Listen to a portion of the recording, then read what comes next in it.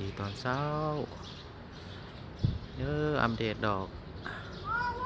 จิกเศรษฐีให้เบิ่งเด้อนี่มันบานแล้วบัดนี้มันบานแล้วโอ้ยกลิ่นหอมคือว่าได้กลิ่นมันมาแล้วกลิ่นนี้หอมสุดๆเลยเบิ่งแมงไม้ตอมแมงพึ่งได้นะมาตอมเกสรมันโอ้ดอกอันนี้เลยงามแท้ๆนะบ่เคยเห็นจากเทื่อเป็นดอกไม้ที่ว่า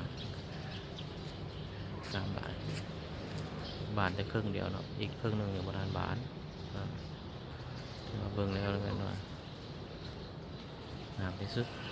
นี่อันนี้ซอที่สองที่เราเห็นวันนั้นเนาะเดี๋ยวก่อนนี้เราถ่ายให้เบิ่งอันถ้าได้กินให้ดมอีกโอ้สุดยอดหอมแต่หอมว่าเนี่ยครับความยาวของดอกซอดอก